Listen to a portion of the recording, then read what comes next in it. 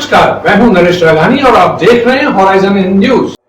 विधायक देवनानी ने अपने घर पर मनाई पृथ्वीराज चौहान की जयंती। पृथ्वीराज चौहान की जीवनी पर डाला प्रकाश। प्रेस वार्ता के माध्यम से कई मामलों की दी जानकारी।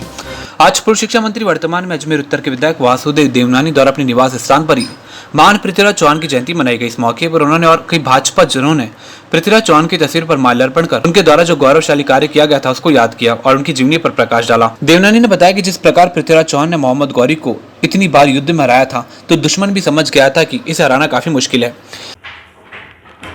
दुश्मन को 17 बार मोहम्मद गौरी को हराने वाले चक्रवर्ती हिंदू सम्राट पृथ्वीराज चौहान की जयंती पर मैं उनके चरणों में शत नमन करता हूँ। वास्तव में पृथ्वीराज चौहान ने अजमेर के लिए गौरव हैं। उन्होंने अजमेर को कई सांस्कृतिक उपलब्धियाँ करवाईं, जैसे उनके परदादा ने इस अजमेरू का नवनिर्माण किया, उनके दादा ने अन्ना सागर झील बनाई और इस पूरे परिवार पृथ्वीराज चौहान का इस अजमेर को वर्तमान स्वरूप देने में बहुत बड़ा योगदान रहा। ऐसे पराक्रमी योद्धा, वीर पुरुष और उदारता के धनी ऐसे पृथ्वीराज चौहान को मैं अपनी ओर से नमन करता हूँ और उनका जीवन हम सब के लिए आज भी बड़ी प्रेरणादायी है। नई पीढ़ी उनके जीवन से प्रेरणा लेकर के आगे बढ़े, ऐसे मैं कामना करता हूँ। इसके अलावा वासुदेव देवनानी ने जानकारी देते हुए बताया कि लॉकडाउन की वजह से इस लॉकडाउन के समय जिन भी लोगों की मृत्यु हुई उनके परिजन उनकी अस्थियों को हरिद्वार तक ठंडा करने के लिए नहीं ले जा पा रहे थे, परंतु अब देवनानी ने बताया कि कल शाम अजमेर से एक विशेष बस हरिद्वार के लिए रवाना की जाएगी, जिसमें 24 परिवारों की 34 लोग इस बस के माध्यम से अगले दिन हरिद्वार पहुंचेंगे और वहां पर विसर्जन की क्रिया करके वापस लौटेंगे। कोरोना महामारी के दौरान कई घरों पे देहावसान हुआ। चूँकि ये अजमेर के परिवार मेरा ही परिवार है, इस नाते उनके दुख की घड़ी में मैं भी दुखी हूँ, तो उनके परिवार सदस्य के होने के नाते उस दुख की घड़ी में जो उनके परिवार के लोगों का देहावसान हुआ, लॉकडाउन के कारण वे भारतीय संस्कृति के अनुरूप उनके दिवंगत के लोगों का वो अस्थि विसर्जन के लिए हरिद्वार नहीं जा पाए। ऐसे सब लोगों के लिए एक बस कल सायंकाल यहाँ से जाएगी, जिसमें 24 परिवारों के 34 लोग हैं जो अस्थि लेकर के हरिद्वार जाएंगे। कल शाम को यहाँ से रवाना होंगे और परसों वहाँ अपनी पूरी धार्मिक क्रिया पूरी करके और परसों रात्रि तक यहाँ से लौटेंगे। मैं इस के लिए उनकी आत्माओं को अपनी ओर से श्रद्धांजलि भी अर्पित करता हूँ। इसके अलावा देवनानी ने विधायक कोष से जिस प्रकार राशन सामग्री का वितरण किया गया उसको लेकर कांग्रेसी सूची की मांग कर रहे हैं, जिस पर देवनानी का कहना है कि इसकी सूची सार्वजनिक तौर पर नगर निगम में उपलब्ध है, क्योंकि विधायक कोष का पैसा सरकार को दिया गया था। इसकी पूरी परचेसिंग नगर निगम के द्वारा की गई, जिसका वितरण भी नगर निगम के द्वारा ही किया गया, परंतु कांग्रेस अपनी राजनीति करने पर तुली है। छिपाने के लिए अब अनर्गल आरोप लगाने पे तुली हुई है। उन्होंने विधायक कोष से दी हुई फंड से सूची की मांग रखी।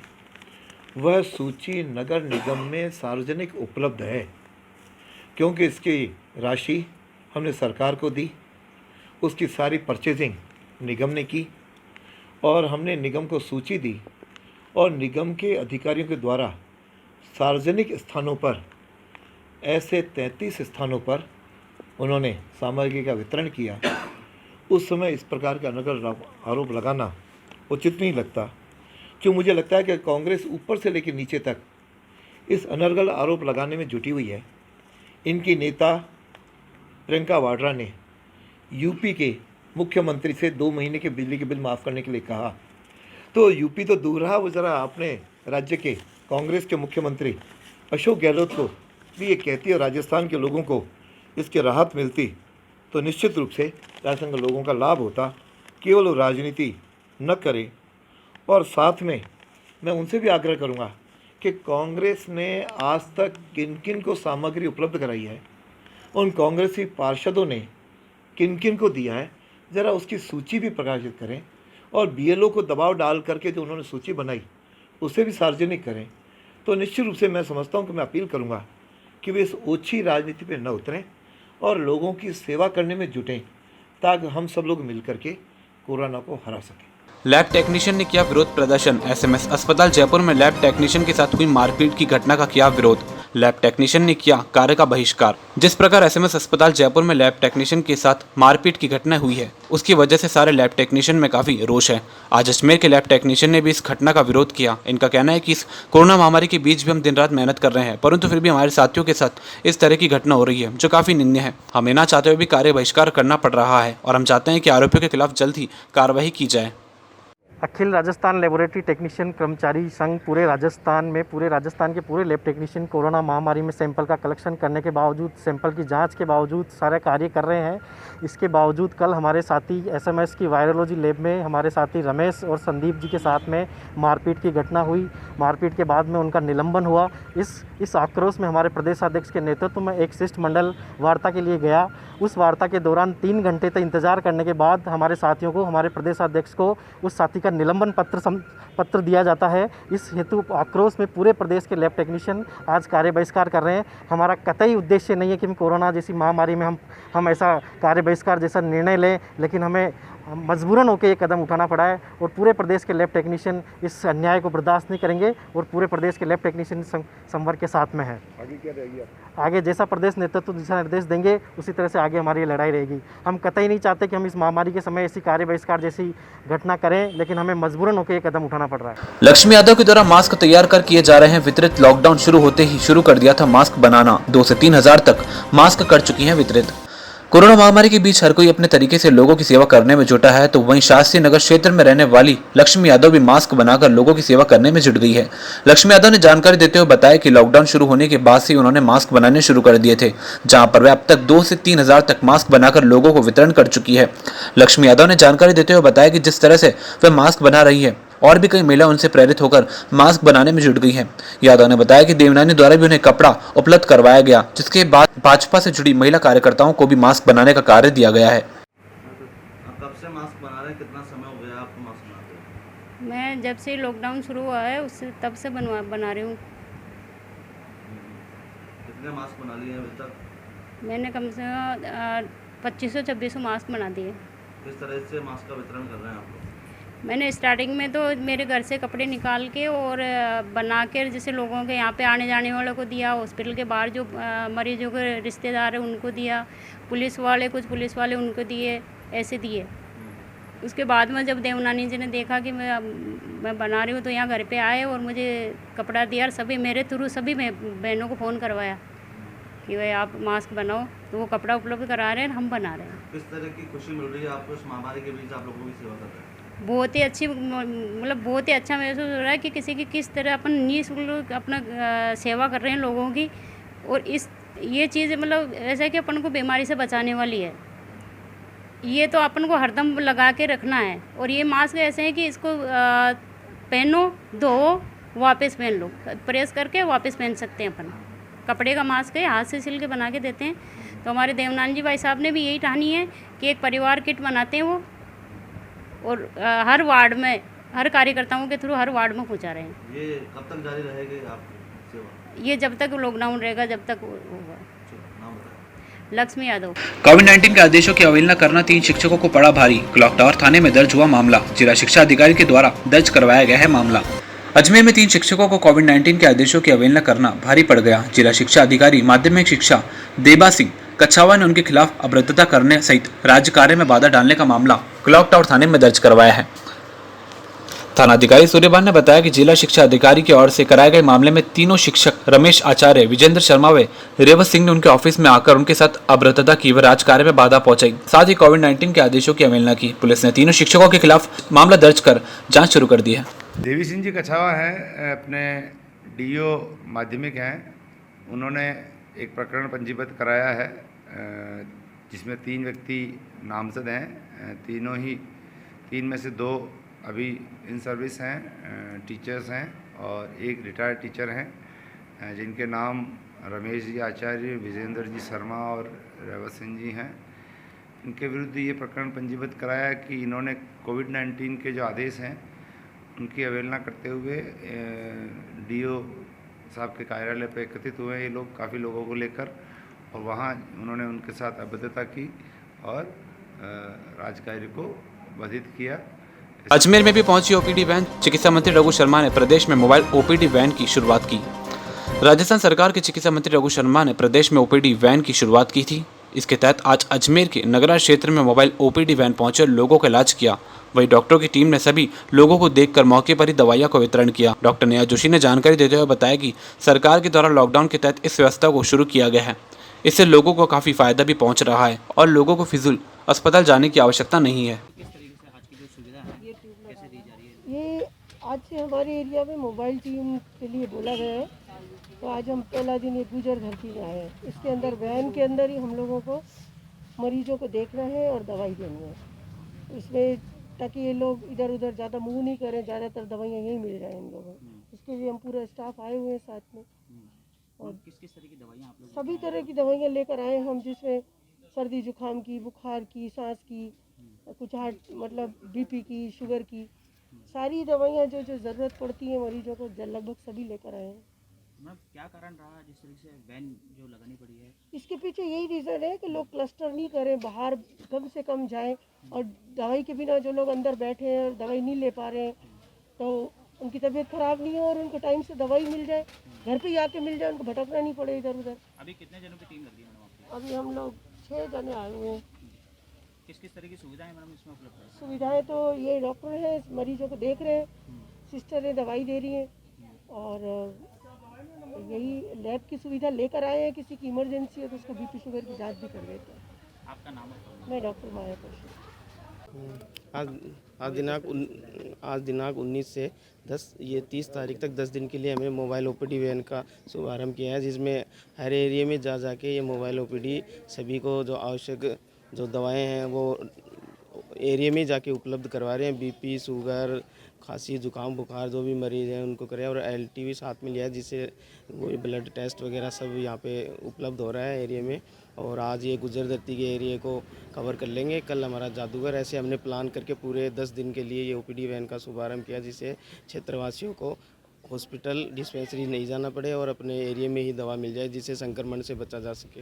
ये किस तरह से निकाली गई है कोरोना महामारी बीमारी चल रही है, तो कोई बाहर नहीं निकल पा रहे, इसलिए वैन हाँ, इसलिए वैन में है कि हॉस्पिटल में ज़्यादा भीड़ ना हो और एरिया में ही जाके ये सुविधा इनको उपलब्ध हो जाए, जिससे भीड़ और संक्रमण से बचा जा सके। अभी लगभग कैसे लोग इसके लिए जागरूक हो रहे हैं, आ रहे हैं दवाई लेने? हाँ, ये 10 से मतलब 5-10 को हम बुला रहे हैं, और बिल्कुल लाइन से और बिल्कुल तरीके से आ रहे हैं लोग, हमें कोई परेशानी नहीं हो रही मोबिलिटी। कोरोना काल के बीच जल समस्या भी शुरू। आज चंद्रवर्धन क्षेत्र में क्षेत्रवासियों ने मटका फोड़कर किया प्रदर्शन। भीषण गर्मी में पानी नहीं मिलने से हो रही है परेशानी। अजमेर में कोरोना के साथ साथ पानी का संकट भी गहराने लगा है। भीषण गर्मी के चलते लोगों को पानी की परेशानी का भी सामना करना पड़ रहा है। इसके तहत आज चंद्रवर्धन क्षेत्र में क्षेत्रवासियों ने मटका फोड़कर अपना विरोध दर्ज करवाया। क्षेत्रवासियों ने आरोप लगाया कि क्षेत्र में पिछले कई दिनों से पानी की आपूर्ति नहीं हो रही है, जिस कारण हम सभी को काफी परेशानियों का सामना करना पड़ रहा है। हमने कई बार जलदाय अधिकारी को अपनी परेशानी के बारे में अवगत कराया, मगर अभी तक किसी तरह की व्यवस्था सुचारू नहीं हो पाई है। आज क्षेत्रवासियों ने चेतावनी देते हुए बताया कि अगर अभी भी हमारी समस्या को दूर नहीं किया गया तो हमारे द्वारा एक उग्र प्रदर्शन किया जाएगा। हालात बने हुए भैया पानी को लेकर इस कॉलोनी में? भैया बहुत परेशानी है। मैंने 2-4 बार तो पानी का वीडियो भी बना के भेजा है, इन्होंने आगे भेजा। उसके बाद भी इतना सा पानी आता है कि मटके भी नहीं भरते, पीने का पानी भी सप्लाई नहीं हो पा रहा ढंग से। मैं कम से कम महीने से भाई साहब को शिकायत कर रहा हूँ, तब जाके आज जैन साहब आए, चक्कर लगाया, पर अभी भी कोई संतोषजनक उनका जवाब हमको नहीं मिला है। किस तरह से परेशानी उठानी पड़ रही है? परेशानी बहुत उठानी पड़ी। अभी तक मैंने 1 महीने के अंदर 3 टैंकर डलवा चुका हूँ। 3 टैंकर के हिसाब से मतलब 1200 रुपये तो मैं पानी के फालतू के वेस्ट कर चुका हूँ, जबकि सरकारी बिल तो हर महीने बिना बोले पहले ही भेज देते हैं, वो अलग भर रहा है, उसके बाद टैंकर के बिल अलग हमको जमा कराने पड़ रहा है। आपका नाम? मेरा नाम गायक ललित भगत। हाँ बताइए माता जी, क्या समस्या है? पानी की समस्या है। किस तरह की समस्या आ रही है पानी को लेकर? पानी नहीं आ रहा, 10-15-20 मिनट ज़्यादा से ज़्यादा पानी आता है एकदम, मतलब आता तो वो 2 मिनट की पानी की नहीं भरते हैं, और वो बिल्कुल 10 मिनट फिर बिल्कुल धीरे धीरे आता है, और बिल आता है 200 रुपये। और हमारे जानवर है, हम पिए या उनको पिलाएं, ये बताओ। और फिर बोलते 2-2 नल लगा रखे, 2-2 नल। अरे तो क्या रहे कि पानी नहीं आ रहा, बिल भी तो हम 200 रुपये भर रहे हैं, पानी तो हमें जानवर पिए या हम पिए या हमारे बच्चे पिए या नावे धोएं, ये बताओ। माता जी गर्मी जैसे पड़ रही है, पानी की कैसी जरूरत पड़ती है लोगों को? यही तो ना, पानी पीने के लिए नहीं तो नहाने के लिए कहाँ से लावें, जानवरों को कहाँ से पिलावें? हम तो रह जाएं लेकिन जानवर कैसे रहे, ये बताओ। आजकल तो कोई खेली वाली भी नहीं पड़ता, हेडपम्प वही खराब पड़ा है। और कोई पानी की बोलते हैं तो बोलते हैं हाँ 2-2 नल है तुम्हारे, तो 2 नल तो 10 हो, तब क्या करें उसका, ये बताओ। नाम बताइए। नौसर है। अभी किस तरह का, कौन सी जगह है, कैसा प्रदर्शन? ये हरिओम कॉलोनी है। पिछले कई समय से पानी की लंबी समस्या चलती आ रही है। कई बार जलदाय विभाग केसरगंज की जयन है, अभी जलदाय विभाग की टीम भी आई थी। पानी नामात्र, मतलब पानी के नाम पर धब्बा, पानी बिल्कुल आप मानो पानी की धार भी नहीं आती और उससे पहले पानी चला जाता है। अभी जलदाय विभाग के अधिकारी आए थे मौके पर, उन्होंने अपना गेज नापने के लिए कुछ सेकंडों के लिए वाल्व खोला और बोला देखो पानी आ रहा। अभी मैं आपको पानी भी दिखा दूंगा, नल खोल के कोई पानी नहीं आ रहा। जब उनसे पूछा गया पानी कितने समय के लिए आता है तो बोला 60 मिनट के लिए पानी आता है, जबकि यहाँ 20 मिनट भी पानी नहीं चलता, उससे पहले पानी चला जाता। ये क्षेत्र है, यहाँ गरीब तबके के लोग ज़्यादा रहते हैं। लोग बेचारे पानी का बिल भर रहे हैं, लेकिन पानी का बिल भर रहे हैं, उसके बावजूद भी पानी नहीं मिल रहा है। यहाँ क्षेत्र में एक हैंडपम्प है, वो भी खराब है। अधिकारियों को कई बार, उच्च अधिकारियों को अवगत करा चुके मामले से। आज हम सब लोगों ने सोशल डिस्टेंस की पालना करते हुए यहाँ जलदाय विभाग के खिलाफ प्रदर्शन करा है और हमारी मांग है यदि जल्द ये पानी की सप्लाई सुचारू रूप से नहीं चालू होती है तो उग्र प्रदर्शन किया जाएगा, जिसका जिम्मेदार प्रशासन होगा। क्या मानते हो भैया, जिस तरीके से कोरोना जैसी महामारी फैल रही है, आदमी बीमारी से मरेगा या प्यास से मरेगा? जिस हिसाब से सरकार, अशोक गहलोत जी इतना अच्छा काम करते हैं, लेकिन कुछ अधिकारी उनकी खराब मंशा करने के कारण, कुछ अधिकारियों की लापरवाही की वजह से मैसेज गलत जा रहा है। क्योंकि अगर गर्मी स्टार्ट हुई है, अभी 41 डिग्री टेम्परेचर है, उसके बाद भी पानी की इतनी समस्या अभी से हो रही है और सरकार कहती है बार बार हाथ धो। आदमी कैसे हाथ धोएगा? सरकार बार बार निर्देश दे रही है कि हर 2 मिनट में हाथ धोएं, अपने आप को साफ रखें, नहाएं। कैसे? पीने का पानी है नहीं, आदमी पानी के लिए तरसता है। टैंकर वाले 400 रुपये टैंकर की रेट कर दी है। गर्मी स्टार्ट हुई है, जो टैंकर 100 रुपये का आता था, 150 का आता था, वो 400-600 रुपये। वो आदमी कहाँ से डलाएगा बेचारा? आसपास का क्षेत्र कौन कौन सी कॉलोनी आती है जिनमें पानी ये पानी की समस्या आपके हरिओम कॉलोनी में मेन है, सियाराम नगर है, चंद्रवदय नगर है, आज में बहुत सारी कॉलोनियां हैं जिनमें पानी की समस्या है। कोरोना से लड़ने के लिए समाज सेवी भंवर सिंह पलाड़ा ने दिया 3 लाख का चेक। कोकोमासंघ की तरफ से भी दिया चेक। आज कोकोमासंघ के उपाध्यक्ष और समाज सेवी भंवर सिंह पलाड़ा की ओर से कोरोना से लड़ने के लिए 3 लाख रुपए का चेक दिया गया। भंवर सिंह पलाड़ा ने बताया कि 1 लाख सीएम केयर फंड में, 1 लाख पीएम केयर फंड में और 1 लाख रुपए खाद्य सामग्री को लेकर दिया गया। इस मौके पर पलाड़ा ने आश्वस्त किया कि देश जल्द ही कोरोना से मुक्त होगा और सब जल्दी ठीक होगा। जिस प्रकार सरकार देश को कोरोना मुक्त करने में लगी है, उसको देखते हुए जल्द ही हम इस जंग को जीतेंगे। जी सर। आज राजस्थान खो खो महासंघ की तरफ से हमारे खो खो महासंघ के सभी पदाधिकारियों द्वारा पीएम फंड में 1 लाख रुपए दिए गए,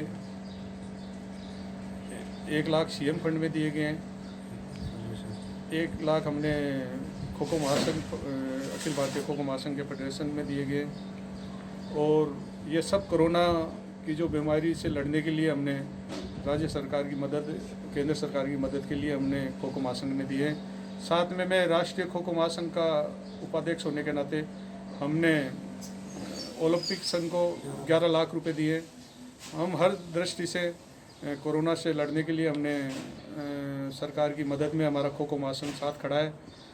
निश्चित कोरोना से भारत विजय होगा, हमारा खो खो महासंघ विजय होगा। और हर क्षेत्र में हम यही चाहते हैं शांति पूरे देश में अमन और चैन बना रहे, शांति बनी रहे। पूरे वर्ल्ड में जो ये महामारी फैली है ये सारी समाप्त हो, यही हमारी भावना है। और खो खो महासंघ, अखिल भारतीय खो खो महासंघ, राजस्थान खो खो महासंघ हर परिस्थिति में देश और राष्ट्र के साथ खड़ा है। प्रेमी युगल ने पुलिस कप्तान के पास लगाई सुरक्षा की गुहार। लड़की के घर वालों की तरफ से लड़के पर दर्ज करवाया गया है मामला। दोनों ने जनवरी में की थी शादी। आज पुलिस कप्तान के पास एक प्रेमी युगल सुरक्षा की गुहार लगाने पहुंचा, जहां पर उनका कहना है कि दोनों एक दूसरे को बचपन से जानते थे और इस साल जनवरी में दोनों ने शादी कर ली। इस शादी से लड़की के घर वाले खुश नहीं थे, जिसके बाद उन्होंने लड़की के खिलाफ मामला दर्ज करवाया, जिस पर लड़की का कहना है कि उसके घर वाले ये कह रहे हैं कि लड़की घर से 2 लाख रुपए लेकर गई थी, उसे वापस लौटाए। जबकि लड़की का कहना है कि वो अपने घर से किसी प्रकार से कोई राशि लेकर नहीं आई है और अब दोनों पुलिस कप्तान के पास सुरक्षा की गुहार लगा रहे हैं। आज के संबंध में आप ऐसा मैंने शादी करी थी, जिसको मैं बचपन से जानता हूँ, साथ रहे हैं बचपन से और हमें प्यार हुआ। उसके बाद में अभी मैंने शादी करी थी, तो शादी करके हम साथ रहना चाहते हैं, मगर उसके घर वाले हमें साथ नहीं रखना चाहते। उसने उसको काफ़ी मारा पीटा, घर में भी बंद किया, लेकिन हमें यहाँ आए हैं इसलिए मिलने आए क्योंकि हम अब साथ रहना चाहते हैं। इसीलिए मिलना चाहता हूँ। कहाँ पे शादी करी और किस टाइप कौन सी? कोर्ट में शादी करी थी हमने, 21 जनवरी को शादी करी थी। उसके बाद में इसके पेपर थे, इसलिए हम साथ नहीं रह पाए, क्योंकि हमने सोचा पहले पेपर हो जाए उसके बाद में साथ रह लेंगे। मगर जब पेपर कंप्लीट नहीं हुए और फिर लॉकडाउन हो गया बीच में, तो इसके घर वालों ने इसको काफ़ी ज़्यादा टॉर्चर करा। इसका फ़ोन भी तोड़ दिया, इसको बंद भी रखा 1-2 दिन। उसके बाद में फिर ज़्यादा ही वो करने लगे, तो हम घर से भाग के आ गए थे परसों। और अब हम साथ रहना चाहते हैं। उसके घर वाले हमारे ऊपर झूठा मुकदमा लगा रहे हैं, इसलिए हम एसपी साहब से मिलने आए हैं। किस तरह से क्या नाम है? पायल कुमावत, मेरा सागर सिंह नरूका। कहाँ रहती है? राजीव कॉलोनी, वैशाली नगर, अजमेर। और आप? मैं भी राजीव कॉलोनी में रहता हूँ। ये गली नंबर 3 में रहती है, मैं 4 में रहता हूँ। अपना नाम बताइए। सागर सिंह नरूका। हाँ, आज किस संबंध में आप एसपी साहब से मिलने आए? मेरे घर वालों ने ना केस कर दिया इन पे। बोल रहे थे कि है ना, मतलब तू वापस आ जा, नहीं है तो है ना, मतलब 2 लाख रुपए का केस लगा दिया कि मैं इनसे, जबकि मैंने ऐसा कुछ भी नहीं किया। मैं 1 रुपया भी नहीं लेके आई, मैं मेरी सिर्फ ड्रेस लेके आई, स्कूटी वगैरह। ये कौन है लड़का, किस तरह जानते थे, क्या नाम है? हम 3rd क्लास से साथ में पढ़ रहे थे और एक साथ तब से प्यार हुआ। फिर हमने शादी का फैसला लिया, शादी भी करी। फिर हम वापस हमने सोचा कि है ना पापा मम्मी को बताएंगे, तो मैंने बताया तो उन्होंने मना कर दिया और मेरा फ़ोन भी छीन लिया। फिर उसे तोड़ के और मुझे रूम में बंद कर दिया। बहुत टॉर्चर किया उन्होंने। जी। फिर कहाँ पे शादी की? कोर्ट में। कब? जनवरी को, 21 जनवरी को। अब क्या चाहते हैं? मैं मेरे पति के साथ रहना चाहती हूँ। क्या नाम है? सागर। कहाँ रहते हैं? हमारी पीछे वाली गली में। तो अब क्या चाह रहे हैं, क्यों वो चाह रहे हैं कि है ना मैं इनसे अलग हो जाऊँ और उनके 2 लाख रुपए दूँ, जबकि मैंने पैसे चुराए ही नहीं, तो क्यों दूँ मैं उनको? हाँ। लॉकडाउन के बीच अजमेर में दिखने लगी हल्की हल्की रौनक। आज नई गाइडलाइन के साथ मदार गेट की तरफ का भी खुला मार्केट। सोशल डिस्टेंसिंग की रखनी होगी पालना। लॉकडाउन के बीच अजमेर में धीरे धीरे रौनक दिखने लगी है। लॉकडाउन का 4था चरण शुरू हो चुका है, जो कि 31 मई तक के लिए चलेगा। इसके तहत कल राज्य की नई गाइडलाइन के बाद आज अजमेर के मदार गेट की तरफ का भी मार्केट खुला है, जिसको लेकर दुकानदारों को गाइडलाइन की पालना करनी होगी। दुकानदार अपनी दुकानों में गुटखा तंबाकू नहीं रख सकते। साथ ही सोशल डिस्टेंसिंग की पालना ग्राहकों को करवानी होगी। एक समय में 2 ग्राहक ही दुकान के अंदर जा पाएंगे। दुकान के बाहर वाहन खड़े नहीं होने चाहिए। ऐसी कई गाइडलाइन के साथ आज दुकानदारों को दुकान खोलने की अनुमति दी गई है। से आज दुकानें वापस खोलने के कुछ शर्तों के साथ दुकानें खोली जा रही हैं। सोशल डिस्टेंसिंग की पूरी पालना होगी और कोई भी तंबाकू का उत्पाद नहीं रखा जाएगा दुकानों पे। 6 फीट की दूरी के ऊपर गोले लगा दिए गए हैं। अधिकतम 2 ग्राहक दुकान के अंदर रह सकते हैं। दुकान के सामने ठेला वाहन कोई भी खड़े नहीं करेंगे। मोटरसाइकिल कस्टमर की और दुकानदार की, वो भी दुकान के सामने खड़ी नहीं होंगी। इन सब की पालना करते हुए हमारे को आदेश मिला है कि आप लोग अपनी दुकानें खोलें। ये सब यहाँ से Tej watch company, Tarachand watch company, पूरा मदार गेट इसी के हिसाब से, पूरा मदार गेट के हिसाब से पूरे मदार गेट की दुकानें क्लॉक टावर से लेकर के गांधी भवन तक खुल रही हैं। साइड का भी हमारे पास वो नहीं है सर, हमारा तो इस बाज़ार के हिसाब से ही है। तो ये बाज़ार के हिसाब से ये मदार गेट क्लॉक टावर व्यापारिक संघ, बालाजी व्यापारिक संघ और आगे मदार गेट व्यापारिक संघ की दुकान। लॉकडाउन के 4थे चरण में अजमेर में खुले सैलून कई शर्तों के साथ सैलून खोलने की दी गई अनुमति। दुकान में साफ सफाई और सैनिटाइजेशन जरूरी। राजस्थान सरकार ने लॉकडाउन के 4थे चरण को लेकर कई रियायतों की घोषणा की है। सरकार की ओर से जारी गाइडलाइन के मुताबिक प्रदेश में अब सैलून ब्यूटी पार्लर खोलने की इजाजत दे दी गई है, लेकिन इसके लिए दुकानों में साफ सफाई व सैनिटाइज करने की शर्तें रखी गई है। इसी के तहत आज अजमेर में भी सैलून संचालकों ने अपने अपने सैलून खोल लिए और उन सैलून को पूरी तरह सैनिटाइज किया गया है और गाइडलाइन के मुताबिक सभी काम कर रहे हैं। अजमेर के सैलून संचालकों ने सुरक्षा उपायों के साथ दुकान खोली है। वहीं सैलून संचालकों ने अपने ग्राहकों के लिए नए मास्क और पूर्ण रूप से सैनिटाइज करने की व्यवस्था की है और अपने सैलून खोले। हालांकि इससे सैलून की रेट में फर्क जरूर पड़ सकता है, लेकिन सुरक्षा के लिहाज से ये करना भी जरूरी है।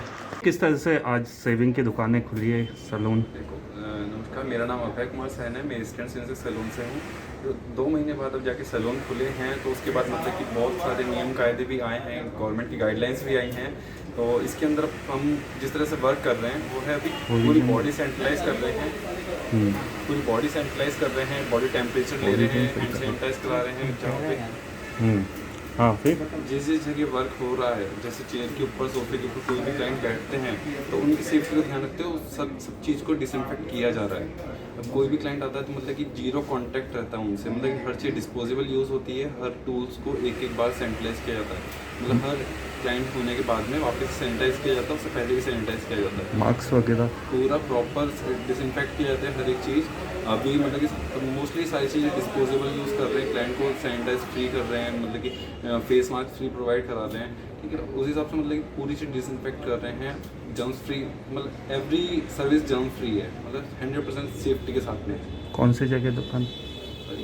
दुकान आपकी दुकान ए स्टैंड सिविल सैलून है, कचेरी रोड पे, अजमेर। आपका नाम? ट्रैफिक इंचार्ज सुनीता गुर्जर ने कचहरी रोड पर वाहनों पर की कार्रवाई। कचहरी रोड स्थित HDFC बैंक की पार्किंग को बना रखा था गोदाम, सारी गाड़ियां खड़ी थी बाहर। आज ट्रैफिक इंचार्ज सुनीता गुर्जर ने ट्रैफिक विभाग को मिली लिखित में शिकायत के बाद कचहरी रोड पहुंची, जहां पर दल के साथ उन्होंने क्षेत्र का जायजा लिया। वहीं वहां पर सोशल डिस्टेंसिंग की पालना हो रही है या नहीं, मास्क लोगों ने पहन रखे या नहीं। नई गाइडलाइन के तहत राज्य सरकार ने कई दुकानों को खोलने की अनुमति दी हुई है। सुनीता गुर्जर ने बताया कि HDFC बैंक को लेकर शिकायत मिल रही थी कि यहां पर क्षेत्रवासियों ने बताया कि बैंक की पार्किंग स्थल को गोदाम बनाया हुआ है और बाकी की सभी गाड़ियां बाहर खड़ी हुई है, जिसके बाद कार्रवाई करते हुए सभी गाड़ियों को जब्त करवाया गया। चूँकि अभी लॉकडाउन का चौथा चरण चल रहा है, हर किसी को इसमें आवागमन की 7 से 7 तक छूट दी गई है और इधर एलिवेटेड रोड का काम भी अजमेर में वापस इसी कचहरी रोड पे शुरू हो चुका है। इसी दौरान से जो अपने रस्तोगी के सामने जो कॉम्प्लेक्स है SBFC बैंक है, उसमें एक रिटर्न शिकायत हमको मोहल्ले वासियों की मिली थी कि जो बैंक का पार्किंग स्थल है उसको उन्होंने गोदाम बना रखा है और गाड़ियाँ बाहर खड़ी हो रही है। तो वहाँ जो भी गाड़ियाँ बाहर खड़ी थी उसको हमने हमारे ट्रक और क्रेन की मदद से हटा करके अभी एमबीएक्ट में कार्रवाई की है और उन लोगों को बताया भी गया है कि आपका जो गोदाम है जो पार्किंग के लिए बना है उसे खाली करें। अभी 8-10 गाड़ियाँ उन्होंने हमारे सामने डाली है, बाकी सब में सामान पड़ा है और कुछ मोहल्लेवासी भी उत्तेजित हो गए थे क्योंकि वो सड़क बहुत छोटी है। ऐसी स्थिति में उन्होंने पूरा कवर कर रखा है, जो कवर कर रखा है वो नगर निगम का काम है, उसको हटाना हमारा काम नहीं है। लेकिन अगर व्हीकल से अगर आवागमन में प्रॉब्लम होगी तो व्हीकल के खिलाफ हम जरूर कार्रवाई करेंगे। हाँ बिल्कुल, हम 10-12 मोटरसाइकिल लेके गए और 3-4 फोर व्हीलर से वो ट्रेन से हटाए हमने। बिल्कुल कार्रवाई जारी रहेगी क्योंकि एलिवेटेड रोड का काम चल रहा है, अभी लंबा चलेगा और आवागमन में अगर प्रॉब्लम होती है तो हम बिल्कुल ये कार्रवाई लगातार जारी रखेंगे। इसके अलावा आज राज्य सरकार द्वारा नई गाइडलाइन के तहत कई दुकानों को खुलवाया गया है, कई मार्केट खुले हैं। इसको लेकर आज क्लॉक टावर थाना पुलिस अधिकारी ने अपने दल के साथ क्षेत्र का जायजा लिया और दुकानदारों को, लोगों को सोशल डिस्टेंसिंग की पालना करने की हिदायत दी और सभी को मास्क का उपयोग करने के लिए कहा गया। ये जो आज संध्या तक दुकान का खोल रहे हो, कल राजस्थान सरकार की जो गाइडलाइंस आई हैं उनके अनुसार शॉप को खुलाया जाना है तथा साथ ही साथ हम नागरिकों को जागरूक कर रहे हैं। जो भी जुर्माने के प्रावधान किए गए हैं, सोशल डिस्टेंसिंग रखनी है उसके बारे में, मास्क के बारे में, मास्क लगाना है और जो अनिवार्य चीज़ें उनके बारे में बता रहे हैं और जागरूकता कर रहे हैं। जो नियमानुसार शॉप्स राजस्थान सरकार ने समस्त शॉप को कुछ रेस्ट्रिक्शन के साथ खोलने के लिए इजाज़त दी है, उस अनुसार ये मार्केट खुले है। सर कौन कौन सा एरिया खुल रहा है और कौन सा? इसमें आगरा गेट से नया बाज़ार से गोलप्याऊ और नीचे कोतवाली की तरफ का एरिया खुला है और पुरानी मंडी और जो भी इस तरफ का चूड़ी बाज़ार का एरिया है उस पर अभी भी कर्फ्यू लागू है, उसी की हम पालना करा रहे हैं। खबरें विस्तार से पढ़ने के लिए लॉगिन करें horizon.in.com। सच के साथ।